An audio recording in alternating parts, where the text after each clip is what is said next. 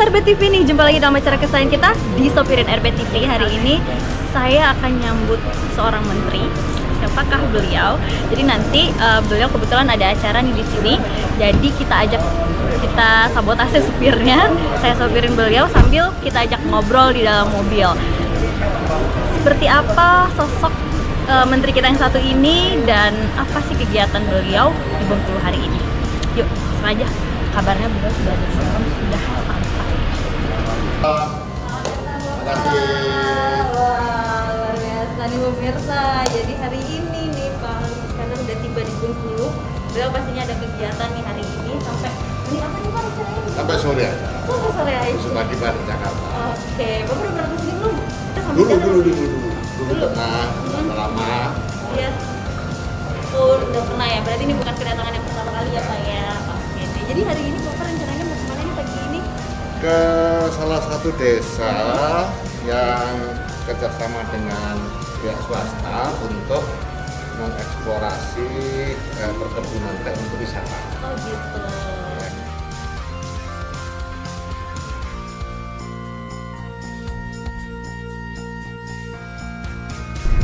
Wah, nih pemirsa, jadi hari ini sekarang nih saya akan ngajak Pak Menteri ini untuk ngobrol-ngobrol sepanjang perjalanan. Gimana nih Pak? Kegiatan hari ini nih apa aja nih Pak? Jadi tadi itu dari Mas Lendeng ya, terus ke Mahyang, Mahyang ada 2 bumdes yang saya kunjungi, yang dua-duanya sudah cukup bagus dalam menggerakkan ekonomi desanya. Ini Bapak ke 2 kali ya Pak ya ke Bengkulu? Iya. Dulu tahun berapa tuh pertama sekali? Lama udah, lupa tahun 90-an apa itu masih belum reformasi. Wah, saya masih kecil itu berarti. Pasti ngerasain banyak perubahan dong ya Pak ya. Iya. Udah beda banget emang sekarang ya Pak. Nah, ini Pak, kita nggak apa-apa ya Pak, obrolannya agak random ya Pak ya. Oh, nggak apa-apa, nyantai kan. Iya. Kalau jadi menteri itu emang gitu ya Pak ya, harus keliling-keliling daerah gitu. Ya kebetulan menterinya Kementerian Desa, Iya, jadi ya kan? keliling desa, Jadi ya, otomatis harus berbanyak ke desa-desa untuk melihat secara langsung, utamanya hal yang terkait dengan pemanfaatan dana desa. Karena saya mengawal 72 triliun dana desa untuk 74.961 desa di Indonesia. Iya. Nah tentu ada beberapa karakteristik ya desa yang menggunakan dana desa itu. Ada desa yang sudah mandiri, ada desa yang masih sangat tertinggal. Jadi rentangnya ini agak panjang juga. Nah ini harus kita tangani betul supaya pergerakan penggunaan dana desa itu mendongkrak percepatan kemandirian desa. Jadi target utamanya adalah kemandirian desa, kemandirian ekonomi, kemandirian sosial. Ya, kemandirian sosial artinya apa? Masyarakatnya memiliki kemampuan untuk mengurus dirinya sendiri dan menyelesaikan berbagai permasalahan sosial di lingkungannya. Di lingkungannya, oh begitu. Nah, apa nih Pak sekarang permasalahan yang terbesar nih yang jadi tantangan Bapak nih sebagai menteri? Ya pertama tentu sesuai dengan tugas dan tanggung jawab Kementerian Desa dalam mengawal dana desa. Untuk urusan desa itu 2 hal. Sesuai dengan arahan Pak Presiden, bahwa dana desa harus digunakan sebesar-besarnya untuk pertumbuhan ekonomi dan peningkatan SDM. Nah, jadi hal ini yang terus kita kawal bagaimana pertumbuhan ekonomi di desa cepat, kemudian peningkatan SDM di desa juga mengalami kemajuan. Jadi inti kalau ada orang tanya misalnya seluruh warga masyarakat Bengkulu tanya dana desa itu untuk apa sih? Jawabannya sederhana, dana desa itu boleh untuk apa saja kecuali yang dilarang. Kecuali yang dilarang. Yang dilarang itu misalnya apa?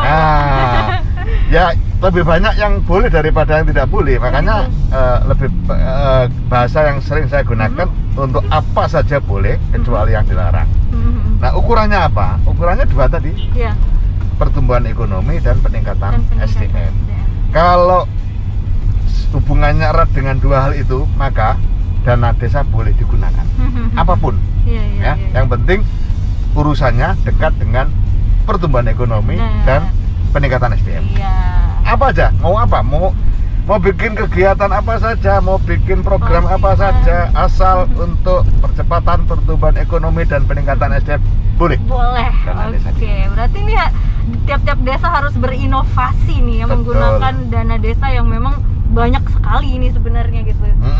Nah, ini Pak, berarti Bapak dalam 1 minggu bisa ke berapa desa yang Bapak kunjungin?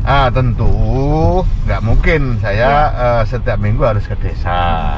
Makanya harus ada inovasi. Iya. Bagaimana mungkin dalam kurun 5 tahun misalnya ya, Iya. melaksanakan tugas Pak Presiden selama kurun waktu periode Pak Presiden 5 tahun ini, ya sangat tidak mungkin saya akan mengunjungi 74.961 desa. Iya, Oleh karena itu saya harus berinovasi. Inovasi yang pertama adalah kita menggerakkan yang namanya desa digital. Desa digital itu salah satunya adalah pengelolaan dana desa itu direncanakan dan dilaporkan secara digital ke Kementerian Desa. Jadi kita ada data-data yang masuk mulai dari APBDes-nya, kemudian pelaksanaan bangunannya, kemudian dampak atau impact dari pembangunan itu kita dilaporkan ke Kementerian Desa sehingga kita bisa tahu totalitas desa se-Indonesia itu dalam tiap tahunnya penggunaan terbesar dana desa untuk apa. Nah, itu yang pertama. Yang kedua, kita mendesain arah penggunaan dana desa atau pembangunan desa dengan merujuk pada Perpres 59 tahun 2017 tentang percepatan pencapaian tujuan pembangunan nasional. Nah, Perpres 59 tahun 2017 itu adalah sebuah penwujud dari melandingkan kesepakatan 193 negara di PBB termasuk Indonesia yang disebut dengan SDGs, Sustainable Development Goals.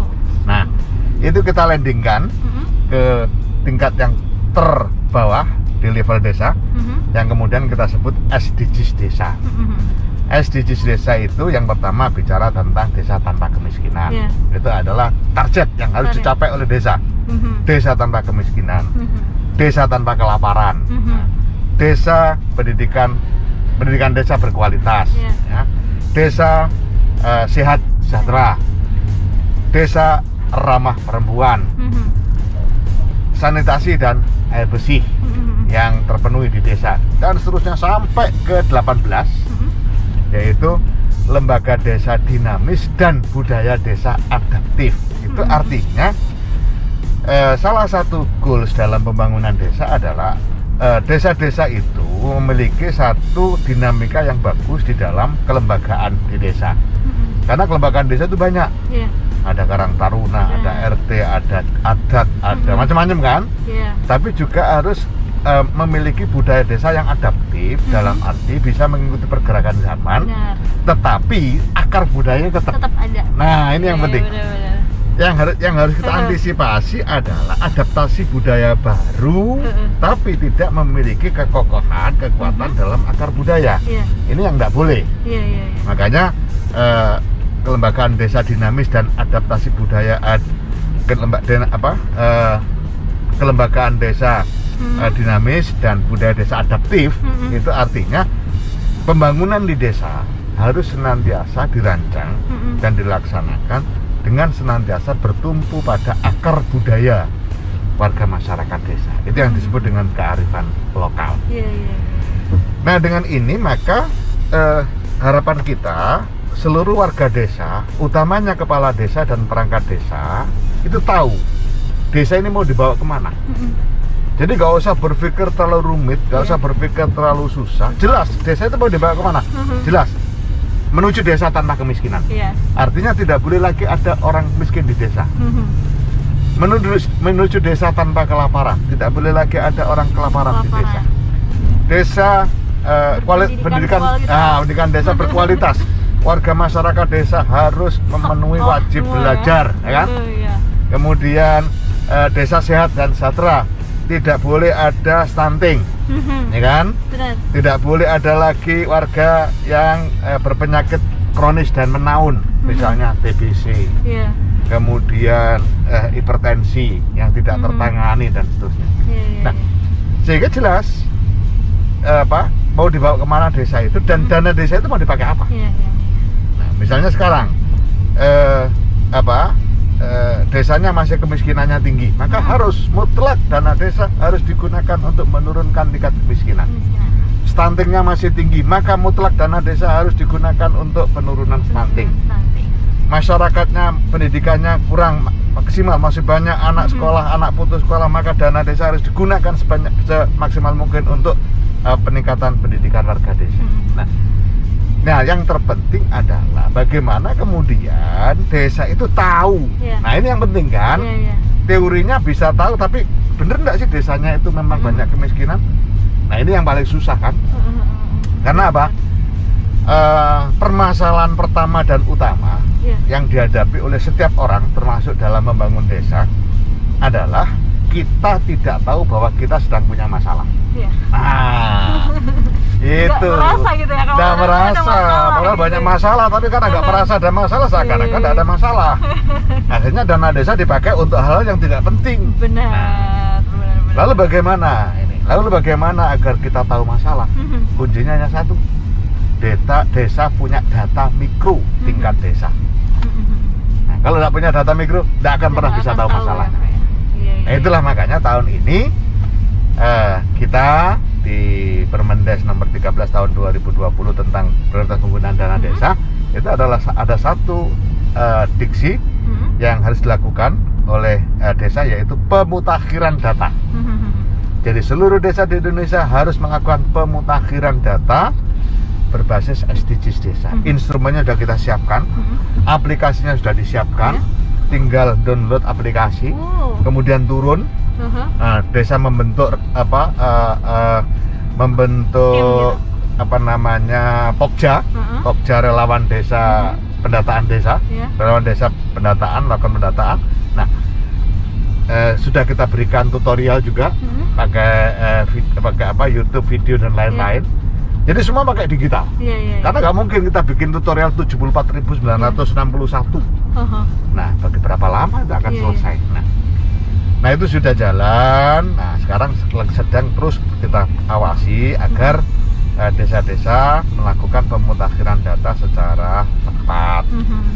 Kalau data ini sudah dimiliki oleh desa, saya yakin desa akan tahu masalahnya. Nah, jadi kita mulai dengan memberikan pemahaman tentang kondisi desa secara utuh, detil, dan by lokusnya.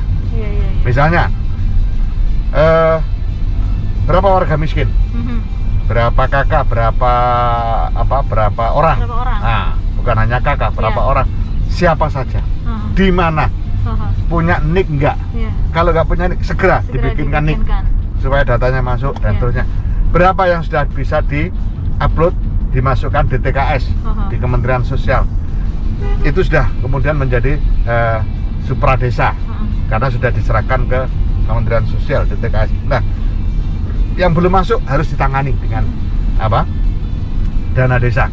Nah, itulah yang kemudian Pak Presiden pada masa pandemi ini membuat kebijakan BLT dana desa itu di situ, supaya tidak ada satupun warga desa yang terdampak COVID-19 yang tidak tertangani dengan baik. Maka di samping ada program-program di Kementerian Sosial, Pak Presiden demi kemanusiaan, beliau memutuskan dana desa dipakai untuk BLT, dan itu tidak semua. Nah, artinya apa? Masih banyak dana yang bisa digunakan untuk kegiatan-kegiatan lain. Wah. Nah, Pak, saya mau nanya nih, Pak. Enak nggak jadi menteri? Jadi apa saja, nah, jadi apa saja itu ya enak ya nggak enak gitu ya. Apa saja, saya punya pengalaman itu. ada orang jualan bakso Iya. ya di dekat sekolahan di SMA di Jombang sana. Itu bersyukurnya ya Allah jadi tukang bakso itu luar biasa bersyukurnya. Apa yang dia omong? Saya bersyukur ditakdirkan jadi tukang bakso. Coba saya ditakdirkan jadi guru. Betapa capeknya saya. Mulai pagi sampai siang berdiri di depan kelas. Nah, artinya apa? Yang penting itu semua disyukuri. Itu hebat itu Bang Bakso itu. Jadi dia tidak melihat orang lain dari sisi yang dia melihat alhamdulillah saya tidak jadi guru. Coba saya jadi guru pasti saya lebih capek. Karena apa? Mulai pagi sampai jam 1 berdiri di depan kelas. Ngadepin orang banyak. Bapak dulu, Bapak nih aslinya mana nih Pak? Asli Jombang. Asli Jombang. Jadi besarnya di Jombang ya, Jawa Timur ya Pak ya? Lahir, besar, sampai SMA di Jombang. Oh gitu. Bapak dulu pernah nggak ada cita-cita jadi menteri gitu Pak? Oh enggak. Nggak pernah. Dulu cita-cita Bapak jadi apa? Jadi profesor. Wow. Profesor. Dulu saya itu, ya bukan dulu, sampai sekarang saya itu seneng lihat orang pinter. Iya. Berarti Bapak juga ngajar nggak nih Pak? Sempat ngajar? Iya, ya karena cita-cita dari profesor ya. Jadi saya lulus tahun 87, pulang ke Jombang dari Jogja. Saya S1-nya di Jogja. Berarti SD, SMP, SMA di Jombang. Di Jombang. Baru di sekolah mana itu waktu itu Pak? Di Pondok. Oh Bapak orang Pondok? Iya, Saya juga orang Pondok loh Pak. Orang Pondok, jadi saya SD itu MI. Nah, kemudian SLTP-nya Sanawiyah. Kemudian SLTA-nya Aliyah. Oh, berarti Bapak bisa bahasa Arab pasti. Ya nggak bisa. Oh, nggak sih Pak? Kan kalau Bismillah ya tahu lah artinya, tapi jangan ditanya yang lain-lain. Tadi saya mau ngajakin bahasa Arab. Oh gitu. Pondok mana dulu? Saya dulu di Wali Songo, di Ponorogo. Oh Ponorogo, Gontor. Iya di Ngabar. Di Ngabarnya, iya ya. Lama di Ngabar? 6 tahun. Oh, berarti sudah fasih tuh bahasa Arabnya. Tapi kan kalau di sini udah jarang dipakai bahasanya kan, jadi harus ada temen gitu kan untuk kontaknya kan Pak ya. Saya kalau ahlan wa sahlan ya tahu lah. Kalau bismillahirrahmanirrahim tahu. Kalau bingung mau tanya orang misalnya waktu umroh ya terus nggak tahu jalan, nah, tanya orang-orang Arab bisa itu saya. Ihdinas siratal mustaqim. Ya berikan petunjuk. Ya jalannya lurus. Bapak bisa aja. Nah ini Pak, berarti Bapak dulu sama sekali nggak kepikiran dong ya jadi menteri ya Pak ya? Enggak. Jadi dulu saya cita-citanya memang jadi profesor. Karena saya seneng sampai sekarang lihat orang pintar itu seneng gitu. Nah, Bapak ngajar apa berarti Pak? Saya banyak ngajar waktu aliyah itu, jadi lulus ya. Kemudian saya jadi guru BP. Guru BP di Madrasah Aliyah alma mater saya. Marah-marahin orang? Enggak, guru BP kok malah marah. Guru BP itu harus ramah. Oh, iya. Harus ramah. Biasanya kalau anak-anak kalau marah itu BP. Bukan guru BP itu, security. Iya benar juga. Terus. Nah, jadi saya jadi guru BP, terus kemudian ngajar, sambil ngajar juga. Terus ikut ngajar di perguruan tinggi swasta di Jombang, di Universitas Hasyim Asy'ari Buireng. Terus ngambil S2 di Malang, terus berlanjut, terus mendirikan sekolah juga, SMK Sultan Agung. Nah, tahun 98 reformasi itu saya ditarik-tarik. Oh, ditarik-tarik. Untuk ikut di PKB. Oh, berarti itu awal mulanya ceritanya Bapak masuk politik di situ. Gitu Betul. ya. Oh iya, Bapak kan sebelum jadi menteri nih merupakan ketua DPRD Jawa Jombang Timur 2 periode, kemudian ketua DPRD Provinsi Jawa Timur 1 periode. Wah, gimana Pak perbedaannya jadi wakil rakyat dengan menteri itu? Perbedaan secara signifikan tidak ada, sama-sama bertanggung jawab terhadap rakyat, terhadap masyarakat. Cuma yang sedikit membedakan kalau di legislatif itu makro. Iya. Makro, jadi ke policy, kebijakan ya. Tapi kalau di menteri ini kan eksekutif, jadi sangat mikro. Maka setiap hari saya selalu bicara tentang data, selalu tanya tentang perkembangan satu persatu, kasus per kasus. Untuk urusan desa saja sudah banyak, belum lagi urusan daerah tertinggal, kemudian transmigrasi. Yang hari ini untuk urusan transmigrasi saya fokus pada revitalisasi, tidak penempatan marga trans baru, tapi revitalisasi dulu. Karena memang situasinya di samping juga mempersiapkan yang lebih matang lagi, jangan sampai transmigrasi itu merupakan atau menjadi satu proses pemindahan kemiskinan dari satu daerah ke daerah lain. Itu yang kita hindari. Nah, waktu tahun 98 tadi ya Pak ya, Bapak ditarik-tarik nih kan untuk masuk ke dunia politik gitu. Terus pertama sekali di partai PKB ya Pak PKB. ya? Sampai sekarang. Sampai hari kiamat. Iya, sampai hari kiamat. Waktu itu Pak, waktu pertama kali masuk di dunia politik itu berarti Bapak umur berapa itu Pak? 98, saya kelahiran 62. Oh, Bapak kelahiran 62 ya? Tapi Bapak kelihatan lebih muda. Ya karena harus bersyukur terus itu. Oh iya ya, berarti karena itu kita ya. isi dengan bersyukur. Berbahagia terus gitu ya, meskipun lagi pusing gitu ya Pak ya. Iya, alhamdulillah bisa begitu ya. Iya. Dimanapun kita berada, kita selalu kerja maksimal, disertai dengan rasa syukur. Nah, jadi ada hubungan yang erat antara kerja maksimal dengan rasa syukur. Iya. Kalau kita kerja maksimal, kemudian ada hasil, maka kita bersyukur, bahagia dengan hasil itu. Nah, kemudian dengan keberhasilan itu semakin semangat kita untuk bekerja lagi, semakin maksimal. Terus akhirnya semakin hari banyak hal yang kita temukan, inovasi-inovasi baru. Nah, termasuk di Kementerian Desa. Di samping tadi terkait dengan pemutakhiran data. Saya di Kementerian Desa membentuk yang namanya Tim Sapa Desa.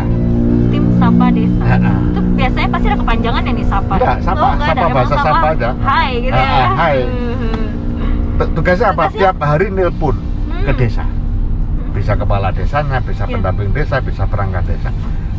Mewakili saya sebagai menteri ya, berkomunikasi, termasuk menanyakan bagaimana dana desa, bagaimana sudah sejauh apa perkembangan pemanfaatan dana desa dan seterusnya.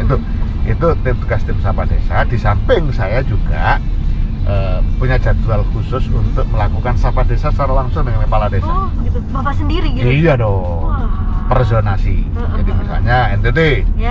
NTT berapa kita jalan, kita menyapa warga di sana satu persatu, saya sapa, saya tanya tentang dana desa.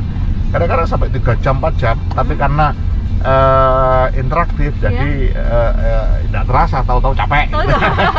Itu ada berapa orang jumlah tim sapa desanya Pak? Tim Sapa Desa ada 34 orang. 34 orang. Berarti 1 orang tuh dia megang berapa desa yang? Iya. Jadi gini, hitungannya 34 orang itu kira-kira 4 bulan itu muter ke desa yang pertama disapa. Oh. Kan harus hitung ini. Nah, jadi muter gitu. Muter akhirnya kembali ke yang pertama disapa. Sehingga satu desa itu bisa tersapa kurang lebih 4 bulan sampai 5 bulan. 4 bulan 5 bulan sekali gitu ya. Pasti 2 kali. Oh, 2 kali. 2 kali kan, tersapa pertama dan akhirnya. Yang kedua 5 bulan. Nah, ada yang bilang, kok lama banget daripada nggak pernah disapa. Berarti desa ini memang bener-bener pengen disapa terus. Oh iya, daripada nggak pernah disapa, lumayan lah nanti secara bertahap ya, bertahap ketika IT sudah pada bagus, kemudian intensitas komunikasi sudah semakin tinggi, ya tentu akan kita tambah tim sapa desanya, sehingga tidak sampai 4 bulan. Sehingga bermasalah. Tetapi di samping sapa desa itu juga mereka setiap saat bisa menelpon ke tim sapa desa untuk menginformasikan atau melaporkan apapun yang terjadi di desa. Konsultasi bisa? Bisa. Dan bukan hanya kepala desa, semua warga masyarakat bisa. Gitu. Karena nomor teleponnya kita sebar. Oh gitu, iya. Jadi ada zonasi, zona ini nomor teleponnya ini, sehingga tidak kemudian Bengkulu itu sama dengan Bali misalnya, enggak, beda. Nah gitu. Nah terus Pak, berarti awal mulanya nih Bapak jadi menteri itu gimana ceritanya Pak? Ya menteri kan hak prerogatif Pasti presiden. ada ceritanya itu Pak. Ya. Maksudnya apa dihubungin dulu, apa tiba-tiba ditelepon sama Pak Jokowi? Ya, Pak, enggak Pak lah. Ali, misalnya gitu kan. Ya pasti ada pihak-pihak yang ditugasi oleh Pak Presiden menghubungi siapapun yang perlu dihubungi, kan begitu. Nah pada saat itu 2 hari Sebelum pelantikan? bukan, sebelum dipanggil, Oh sebelum dipanggil. sebelum tanggal 22 itu ada info bahwa saya masuk nominasi. Nah kebetulan PKB kan partai pengusung. Iya. Nah sehingga info-info itu ya tentu lebih update ya kan, karena iya. kita partai pengusung. Terus tanggal 20 saya mulai ada kabar, suruh standby untuk dipanggil. Nah, kemudian 21 sore semakin jelas lagi, sudah dikasih nomor telepon dan nama yang akan menghubungi untuk LU-nya, untuk komunikasi. Nah besoknya siang, tanggal 22 siang Oktober itu sudah ada yang menghubungi. Jadwalnya sudah dikasih. Iya. Dipanggil Pak Presiden jam sekian. Di sini pakaiannya ini dadah. Dan seterusnya. Nah, waktu itu belum ada COVID. Iya. Jadi tidak ada syarat PCR. Rapid, Ya, swab nggak ada. gitu ya. Nggak ada syarat swab dan sebagainya. Nah, disitulah tanggal 22 siang saya menghadap beliau. Singkat beliau, 2 hal yang disampaikan ke saya terkait dengan desa. Yang pertama, dana desa sampai hari ini waktu itu masih dirasakan manfaatnya oleh sebagian elit desa. Tugas Pak Menteri kalau nanti besok kita lantik adalah bagaimana dana desa dirasakan oleh seluruh warga desa, utamanya warga miskin di desa. Kemudian yang kedua, dana desa digunakan untuk 2 hal tadi itu, pertumbuhan ekonomi dan peningkatan sumber daya manusia. Nah itu aja. Jadi visi misi beliau yang kemudian harus saya wujudkan dengan menggunakan dana desa adalah 2 itu. Yang pertama, no one left behind. Tidak boleh ada satupun yang terlewatkan. Semua warga desa harus merasakan. Merasakan itu ada 2. Menikmati dampak dari pembangunan yang menggunakan dana desa. Yang kedua, mengetahui bahwa desa ini dibangun dengan dana desa. Ya. Nah, bagi yang kelas menengah ke atas cukup mengetahui, ya harus tahu bahwa ada dana desa, dan tentu dia juga menikmati karena secara tidak langsung jalan di depan rumahnya menjadi bagus. Nah, akhirnya juga menikmati juga kan. Nah, tetapi yang terpenting adalah warga miskin tadi, ya, yang benar-benar merasakan, ya, yang harus merasakan kehadiran dana desa. Benar-benar menyentuh masyarakat, begitu ya Pak ya. Nah, terus Pak, waktu pertama nih dapat kabar nih Pak bakal jadi menteri, gitu. Apa yang pertama kali Bapak pikirin Pak waktu itu? Kepo Ya, saya Pak. Saya kan nggak tahu mau ditugasi apa. Iya. Saya belum tahu tugasnya apa, sehingga nggak punya gambaran apapun. Terus keluarga waktu itu gimana? Ya belum tahu, Wong. Oh, belum tahu juga. Jadi dalam urusan menteri itu yang tahu pertama itu hanya 2. Satu, Allah. Yang kedua Pak Presiden. Oh, bukan, diri sendiri nggak tahu. Sendiri nggak tahu. Itu 2 itu hanya Allah dan Pak Presiden. Iya, karena ya gimana diri sendiri tahu, Wong dipanggil aja belum, mau tahu gimana? Sudah berangkat ke istana aja belum tahu kita mau jadi apa. Emang gitu ya Pak ya? Mau jadi apa? Nah, setelah sampai ketemu Pak Presiden, beliau bicara sedikit tentang pembangunan desa khususnya.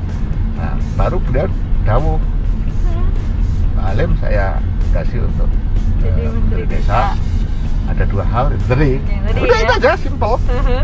Karena memang Pak Presiden ini orangnya sangat simple tapi detil. Oh gitu ya. Waduh, detailnya. Apalagi ini Bapak kan megangnya desa-desa ya. Maksudnya yang dari emang bener-bener yang dari intinya itu dari bawah-bawahnya gitu, kemajuan Indonesia ya, emang dari desa-desa dulu. Untungnya gitu. saya orang desa.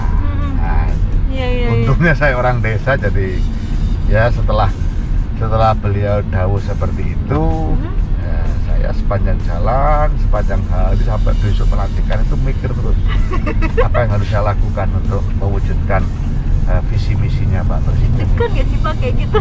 Iyalah, karena kita dapat tugas yang tidak ringan dan tugas utamanya kan mewujudkan visi misi Pak Presiden. Karena menteri itu kan pembantu presiden. Pak kalau udah dipanggil gitu kan, tadi katanya Bapak belum tahu kan saya mau jadi menteri apa, terus tiba-tiba ditugasin ya sama Pak Presiden. Itu boleh nolak nggak sih Pak? Boleh aja, tapi siapa yang mau nolak? Ya boleh aja, mana ada yang nggak boleh nolak. Cuma siapa yang mau nolak dikasih amanat yang luar biasa mulianya ya, luar biasa mulianya. Jadi pertama kali itu Bapak waktu itu kerja mulai nih, pertama kali kerja. Masih inget nggak hari pertama kerja Bapak? Pertama kerja? Ya inget lah. Iya, apa tuh waktu itu? Saya tanya, dana desa sudah menghasilkan apa saja? Jadi selama ini dana desa sudah menghasilkan apa saja? Nah disitulah mulai saya reformasi, paradigmanya. Kalau begitu saya ke depan begini supaya impactnya lebih jelas. Nah akhirnya itu tadi jelas sekarang. Dana desa itu targetnya apa sih? Desa tanpa kemiskinan, desa tanpa kelaparan, pendidikan desa berkualitas, desa sehat sejahtera. Jadi jelas sekarang. Kepala desa kalau ditanya sekarang dia menjawabnya enak, mudah. Pak Kades, misalnya yang baru terpilih, Pak Kades, apa target sampean jadi kepala desa? Ya, saya harus selesaikan kemiskinan ini. Saya harus selesaikan ekonomi masyarakat supaya naik. Masyarakat saya harus sehat-sehat. Tapi kan baru teori. Kalau tidak punya data. Nah, nantinya kalau SDGs desa ini sudah pemutakhiran data sudah lengkap, Pak Kades ditanya sudah lebih konkret. Pak Kades, apa program tahun ini untuk dana desa? Oh, tahun ini dana desa prioritas utamanya untuk penurunan stunting. Karena di desa saya ternyata stuntingnya sekian. Nah, sudah ngomong sekian ya, udah ada datanya gitu ya. Nah, dana desa nanti akan saya gunakan untuk 1 di sini, 2 di sini, 3 di sini. Itu jelas. Tidak kemudian bahasa Jawanya itu gelambiar. Jadi konkret, detil. Dan bukan itu lagi ngomong yang stunting di desa saya banyak, bukan hanya itu. Tapi sekian. Nah, sekian dan di sini. Mantap. Dana desa tahun ini kayaknya harus saya prioritaskan untuk penurunan kemiskinan, karena kemiskinan di desa masih 17%. Ngeri. 17% di dusun ini sekian, di dusun ini sekian, di RT ini sekian, namanya ini. Nah, bentuknya apa? Di sini bentuknya rehab rumah, di sini bentuknya sanitasi, di sini bentuknya padat karya tunai desa. Nah, jadi udah detail. Wah, kalau itu berjalan, saya yakin dalam waktu yang tidak lama apa yang menjadi cita-cita Pak Jokowi, penurunan kemiskinan di desa, itu akan terwujud. Pak, dengan adanya pandemi ini sekarang, itu gimana tuh Pak? Dengan visi misi tadi program yang harus Bapak jalankan itu terhambat gak sih Pak? Ya tetap itu, arahnya tetap ke sana. Arahnya tetap ke sana, meskipun tekanannya agak sedikit berbeda. Misalnya BLT dana desa, itu untuk ekonomi, meningkatkan daya beli. Benar. Ya. Untuk COVID, itu kan untuk SDM, kesehatan, dan seterusnya. Dan kemudian dengan BLT ini, karena mulai pendataan dari nol kan, akhirnya kita banyak temukan hal-hal baru. Misalnya dari 8 juta keluarga penerima manfaat KPM di desa itu yang menerima BLT, itu hampir 2,5 juta itu perempuan kepala keluarga yang selama ini nggak pernah dapat sentuhan program dari pemerintah. padahal itu harus. Iya. Perempuan kepala keluarga itu bukan hal ringan loh. Iya, benar. Nah, tapi dengan BLT ini program pendataan melalui BLT dari 8 juta itu 2,5 juta penerima manfaat PK perempuan kepala keluarga. Itu yang kemudian saya juga senang sekali bisa secara tidak langsung bisa sedikit mengurangi beban para ibu-ibu yang tanggung jawabnya luar biasa sebagai kepala keluarga, single parent dan lain-lain ya. Iya. Nah itu kebahagiaan tersendiri bagi saya. Ngomong-ngomong, Bapak belum pernah ya Pak ya jalan sini kan ya Pak? Belum. Dulu mana ada di sini. Iya, Yang pertama itu, yang kedua mana bisa saya ke sini. Kenapa mana bisa Ya kan nggak tahu. Nggak ada jalannya juga dulu Iya, pada selama makanya. tahun itu Pak. Nggak tahu. Belum ada jalannya di sini. Masih hutan. Ya kan tahun 90-an ya Pak ya? Nah, terus ini Pak, untuk kayak nih seperti tadi kan boleh digunakan apa saja, kecuali yang dilarang, Ya, gitu kan ya Pak ya. Nah, tapi kan kita tidak menutup kemungkinan nih banyak nih kayak dana-dana desa nih yang ternyata penggunaannya tidak, ya ada yang tidak, yang dilarang itu tadi gitu Pak. Nah, seperti apa nih kalau untuk pengawasannya Nggak ada. gitu Pak? Nggak ada. Sementara ini kita Sementara deteksi ini ada. ya. Misalnya, Sip. boleh digunakan apa saja kecuali dilarang. Contoh Iya. dilarang apa? Misalnya Misalnya, bangun gapura desa. oh nggak boleh ya? Nggak boleh, hubungannya apa dengan pertumbuhan ekonomi dan peningkatan SDM? Misalnya nih Pak, Bangun pagar. Oh, Nah, oke. apa hubungannya? Misalnya nih Pak, itu ternyata di desanya itu berpotensi wisata nih misalnya. Terus ada harus bikin gapuranya gitu-gitu untuk Loh, mempercantik. itu kan nggak bukan boleh? gapura desa, gapura wisata desa. Oh gitu, beda Iya, aja. beda lagi. Itu kaitannya dengan gitu. wisata yang di desa yang memang harus diperbaiki, harus supaya daya tarik dan kemudian menghasilkan income bagi warga desa, bisa jualan di situ, pengunjung, nah kayak gini-gini boleh itu, langsung banget itu. Meskipun gapura, tapi Iya. kan gapuranya bukan gapura Gapura desa, desa. tapi gapura desa, gapura wisata. Iya. Berarti yang nggak boleh tadi gapura desa, nggak boleh. Ya apa Pagar aja, nggak boleh. ya, apa saja yang tidak ada Tidak ada hubungannya kaitannya dengan yang itu tadi yang dengan peningkatan sumber daya manusia dan pertumbuhan ekonomi. Oh, iya. Nah, Pak, Bapak kan jadi menteri pasti sibuk nih. Apalagi namanya menteri desa nih tadi kan Pak. Terkadang harus turun ke desa, belum lagi kalau misalnya ada program-program apa gitu yang harus didatangi oleh menteri, gitu kan ya Pak ya. Bapak masih ada waktu nggak sih untuk menjalani hobi Bapak secara pribadi gitu? Kebetulan saya nggak Hobinya punya apa sih, hobi. Nggak tahu, saya itu kalau udah ditanya urusan hobi itu orang yang paling susah menjawab. Nggak tahu hobinya Iya, apa. hobi apa Pak? Juga aku nggak tahu. Ditanya hobi lagi, saya apa ya? olahraganya Bapak apa? Itu juga bingung saya. Karena saya juga olahraga saya itu banyak. Tenis meja, treadmill, ya, jalan kaki. Iya. Sepedahan mungkin nih sekarang lagi zaman. Ya, itu olahragaku. Tapi semuanya nggak ada yang tak jalanin. Kirain Bapak mau ngomong itu semua dalam hari saya. Nggak ada yang dijalanin. Bapak humornya tinggi juga ya Pak ya. Pantesan Bapak awet muda Pak. Nah terus Pak, kayak waktu untuk keluarga nih misalnya. Nah, waktu keluarga ini Iya. kebetulan anakku udah gede semua. Jadi ngumpulnya pas ada momen-momen gitu Iya, aja momen ya, Pak tertentu ya? aja. Anak saya yang pertama udah kerja, udah punya anak, jadi Iya. udah punya cucu 1. Oh, Bapak cucu Bapak 1. Nah, anak saya yang kedua udah menikah. Lulusan kedokteran UGM. Kemudian yang ketiga sudah semester kedua di UI. Kan udah gede-gede semua. Yang keempat? Nggak ada. Oh, 3 cowok semua. 3 cowok semua. Jadi nggak ada yang butuh perhatian lebih. Gitu. Malah susah kalau mau diperhatikan dia. Iya. Kalau diperhatikan cowok kan, kalau diperhatikan terlalu diperhatikan orang tuanya kan malu dia. Oh, cowok semua ya tiga-tiganya? Cowok ya, semua Pak? 3-3-nya. Gitu. Wah, berarti istri paling cantik di rumah nih ya, Iya, Pak, paling ya? cantik. Ibu. Makanya diajak terus Diajak istrinya. terus. Karena Ikut di nggak? rumah nggak Ikut punya nggak? teman juga. Ikut nggak? Ikut nggak nih, Pak? Ikut. Ikut, oke. Karena di rumah juga nggak punya teman. Iya ya. Bener.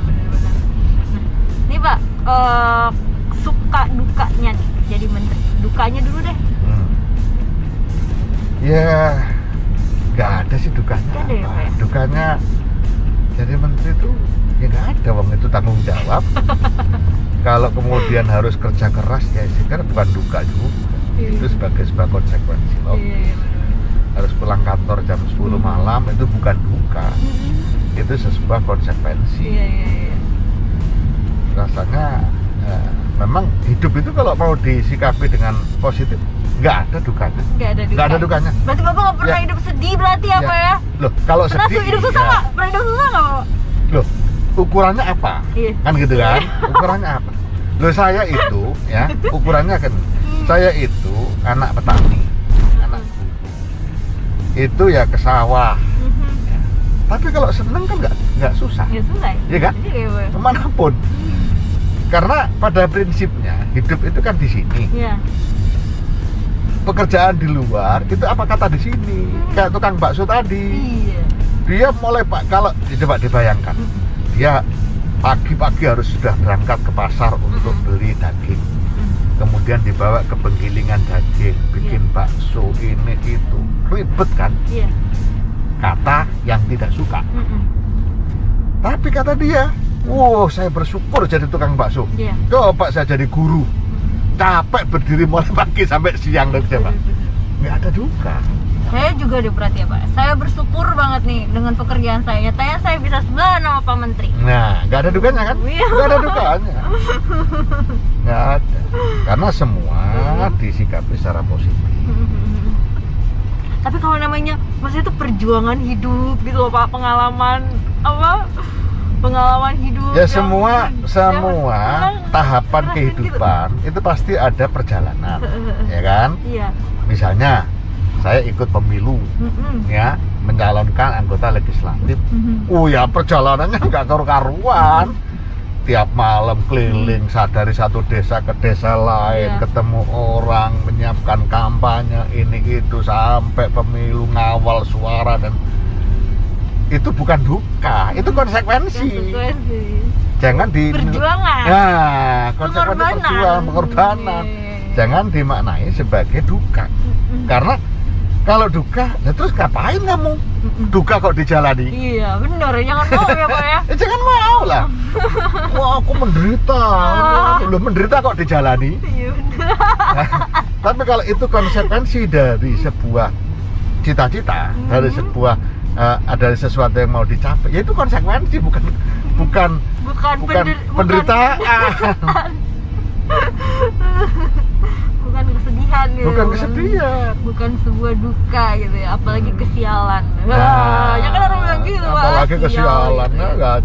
Itu Iya. namanya hidup pesimistik. Hidup sengsara dengan dirinya sendiri itu. Iya. Bapak waktu dulu jadi wakil rakyat kan pasti banyak banget nih, namanya wakil rakyat kan pasti menjembatani aspirasi, jadi memfasilitasi, Advokasi, jadi gitu ya, Pak ya. Pasti banyak banget nih keluhan-keluhan masyarakat gitu kan yang ditampung aspirasi mereka gitu kan, Ya. Pak. Dulu gitu waktu Bapak jadi wakil rakyat tuh apa yang paling banyak dikeluhkan oleh masyarakat di desa? Pertanian. Pertanian. Kenapa pertanian mereka? Ya, keluhannya lagu wajibnya dua. Pada saat musim tanam Ya. kesulitan saprodi, pupuk dan lain-lain. Pada saat musim panen kesulitan jual karena harganya murah. Itu yang karena daerah saya pertanian juga itu yang saya hadapi. Kemudian yang kedua ya lapangan kerja, baru yang ketiga pendidikan. Nah, pertanyaan baliknya, kenapa kok pendidikan menempati peringkat ketiga dalam proses aspirasi? Kenapa, Pak? Sebenarnya itu yang pertama seharusnya, kesadaran. Bukan karena tidak ada masalah. Tapi memang kesadaran masyarakat di sana. Iya, tentang masalah pendidikan tinggi itu tentang masih rendah. kesadaran terhadap bahwa pendidikan itu sebagai penting sebuah gitu. kebutuhan, sebagai sebuah solusi Ya. untuk menyelesaikan masalah itu belum tinggi. Nah, sehingga kalau di peringkat begitu urusan pendidikan dari sisi advokasi dan tindak lanjut aspirasi itu ketiga. Padahal kenyataannya sebenarnya di lapangan itu yang pertama. Oh, gitu. Jadi masyarakatnya lebih daripada sekolah, daripada ini udah mending ikut bertani. Bertani, gitu ya, itu ya? akhirnya nggak jadi masalah kan pendidikan. Iya. Oke. Nah, kayak jadi anggota DPR itu kan situasi yang sering dihadapi dihujat oleh rakyat karena tidak berhasil ini, tidak Nah, berhasil. iya gitu. Kan memang Itu memperjuangkan aspirasi masyarakat jangan kan kemudian mudah. itu sengsara. Itu konsekuensinya jadi wakil rakyat. Kalau nggak mau begitu jangan jadi wakil rakyat. Nah itu maksudku. Jadi menempatkan posisi, wah saya ini lagi menderita ini, itu jangan jadi wakil rakyat kalau gitu. Ya, aduh, saya dihujat, banyak haters lah. Iya. Tapi kan Pak, sekarang nih kan Bapak tuh mengurusi se-Indonesia gitu kan ya. Kalau kemarin kan se-provinsi nih Jawa Timur, meskipun Jawa Timur ini juga adalah provinsi yang luas gitu ya Pak ya. Itu apa sempat ini nggak Pak? Maksudnya sempat apa ya dibilang kayak kaget atau gimana sih? Maksudnya ya untuk pertama kali wah ini apa sih jangkauannya harus lebih luas lagi gitu. Sempat ini nggak? Jadi yang saya hadapi kan bukan substansi masalah, tapi radius. Karena substansi masalahnya nggak jauh beda sih di semua wilayah. Permasalahan di desa yaitu kemiskinan, kesehatan, pendidikan, kan itu kan. Cuma radiusnya aja. Kalau kemarin seprovinsi, nah setelah jadi menteri se-Indonesia satu. Yang kedua, karakteristik yang dihadapi juga lebih banyak hariannya. Dulu hanya Jawa, kemudian ditambah Madura, ditambah sebagian dari daerah-daerah lain. Nah sekarang menjadi lebih kompleks lagi, lebih banyak lagi. Nah khazanah itu menjadi semakin kaya, sehingga itu juga kita nikmati, seneng ya, karena memang sejak dulu saya itu selalu bicara tentang akar budaya. Kalau pembangunan itu berbasis akar budaya pasti kuat, pasti kuat. Nah itulah kalau kita tarik ya terkait dengan penyebaran Islam di Indonesia, khususnya dan di Asia pada umumnya, dibanding dengan di Eropa, kenapa daya tahannya kita ini kuat? Karena beda metodologi. Di Eropa penyebaran Islam dengan militer, ya kan? Perang, menang, kuasai Islam, kan? Gereja jadi ke masjid, kan? Kalau di sini, kalau di sini enggak kan? Wali Songo itu ya para pendai, para pendakwa, enggak ada yang kemudian mengatakan ini enggak boleh, ini haram, enggak ada. Semua dibawa pelan-pelan dengan pendekatan budaya.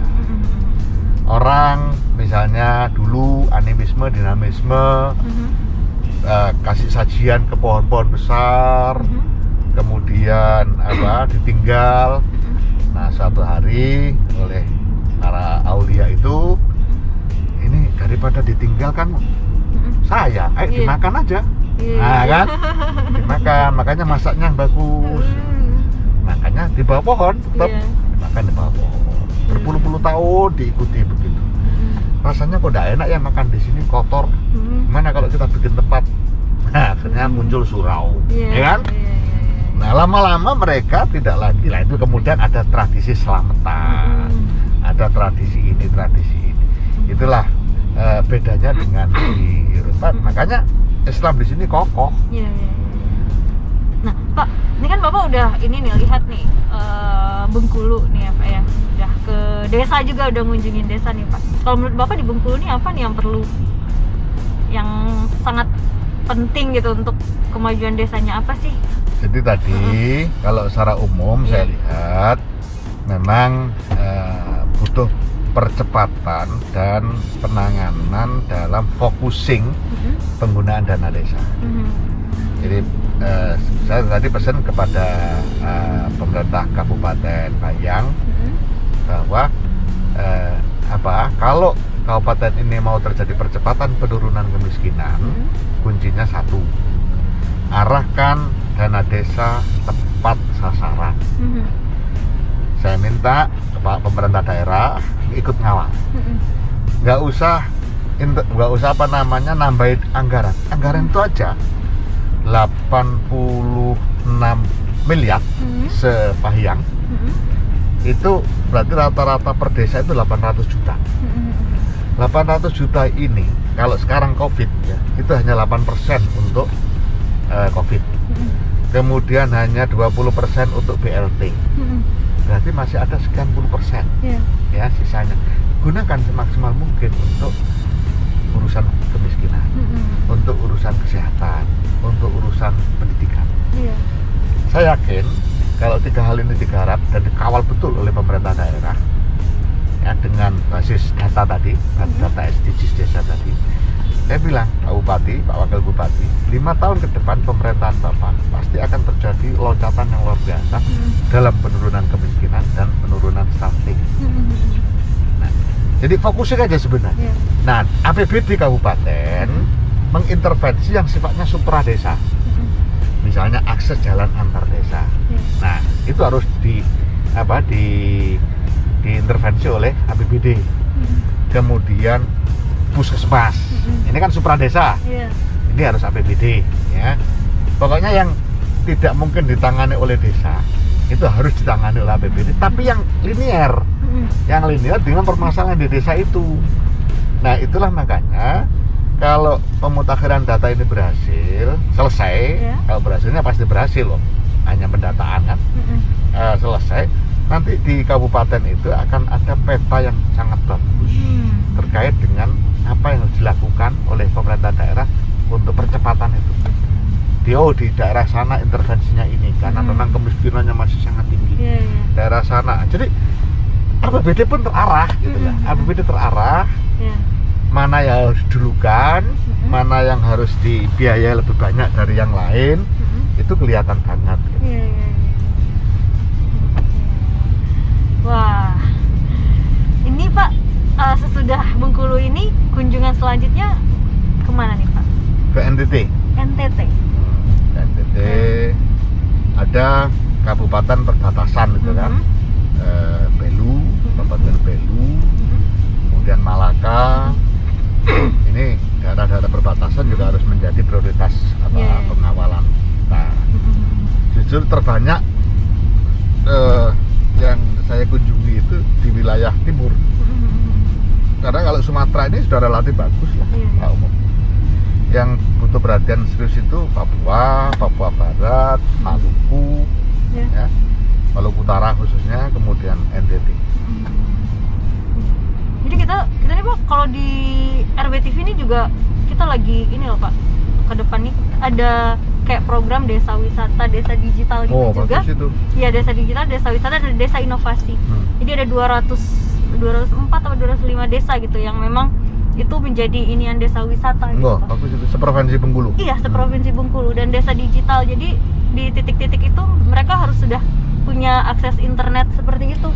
Jadi nanti mereka jadi bersinergi gitu loh Pak, kayak desa wisata, mereka punya wisata yang bagus gitu di desa-desanya, terus mereka bisa nge-vlog di situ juga karena internetnya udah bagus gitu. Ada desa kemudian inovasi. Bisa jualan apapun di situ, baik melalui offline maupun online, ya kan? Sekarang digitalisasi pemasaran itu juga terus kita lakukan di desa-desa.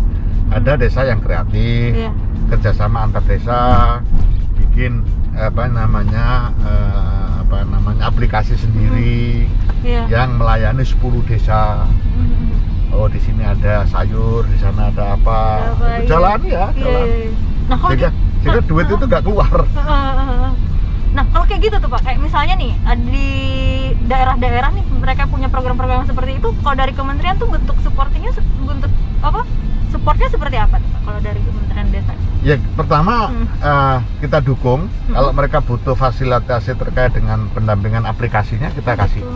Ya, kita misalnya ada desa ini tapi kesulitan bikin aplikasi, kita bikinkan.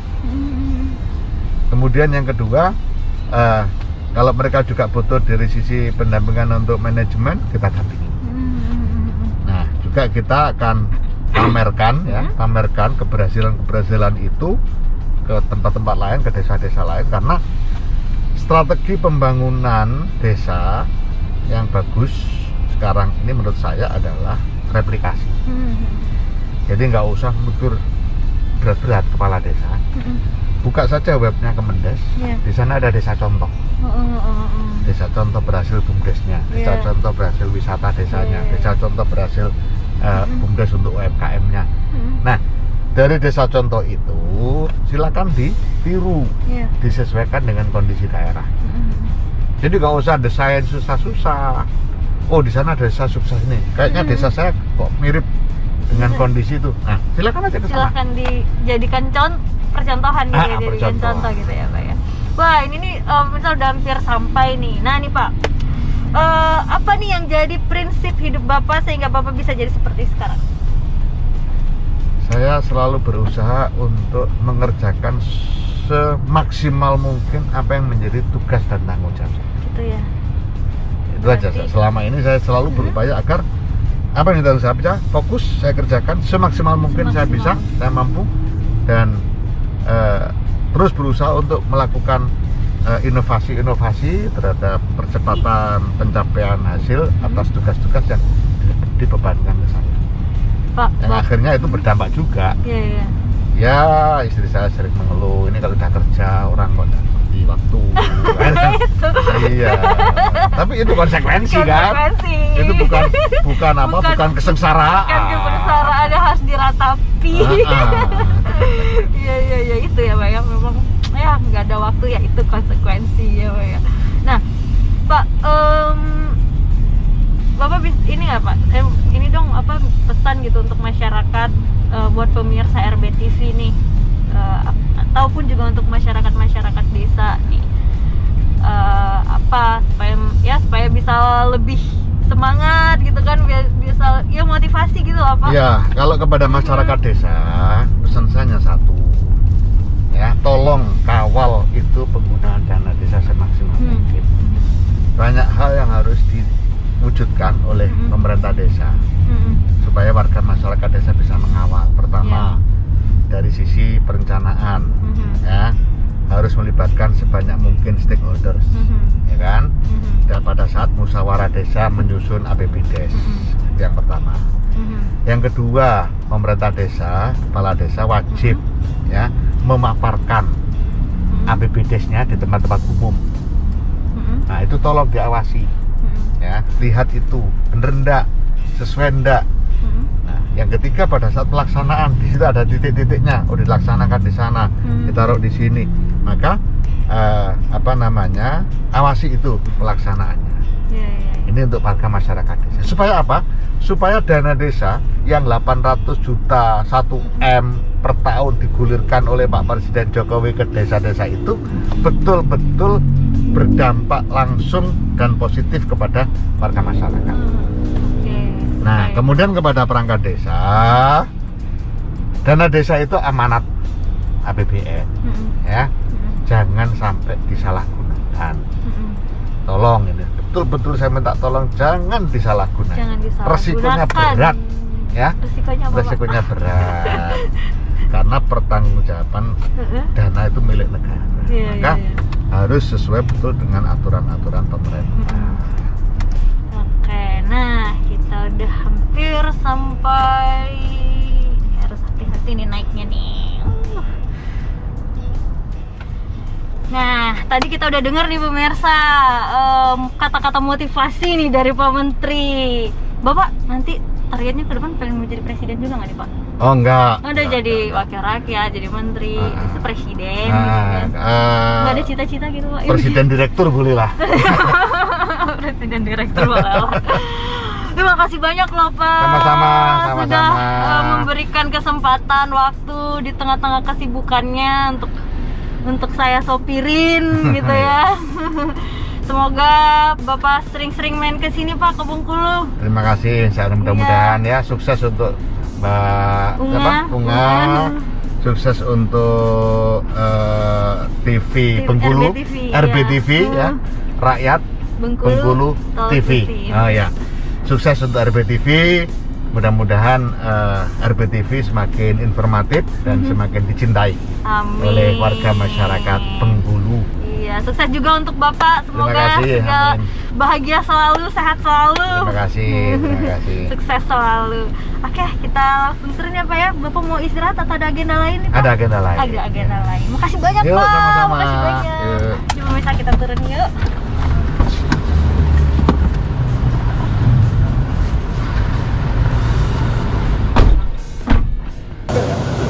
Nah, pemirsa, tadi kita udah ngobrol panjang lebar nih sama Pak Menteri. Udah sampai ke pantai, tapi tadi kayaknya Bapak nggak bisa menikmati pantai karena Itu asik kan ngobrol. Bagus pantainya. Bagus. Beda ya Pak, dan kalau sudah Harus dijaga kebersihannya ya. Jangan buang plastik sembarangan, apalagi di pantai. Kasihan ikan-ikan. Semua itu untuk kita lestarikan. Iya. Nah pemirsa, sampai di sini dulu nih perjumpaan kita di program Disopirin RBTV kali ini. Jangan lupa tetap saksikan Disopirin RBTV di hari dan jam yang sama, yang pastinya dengan topik inspiratif lainnya. Bye. Jaga kesehatan, jaga jarak, ya, pakai masker, selalu cuci tangan dengan sabun dan air mengalir. Insya Allah kita akan selalu sehat dan itulah resep utama menghadapi COVID-19.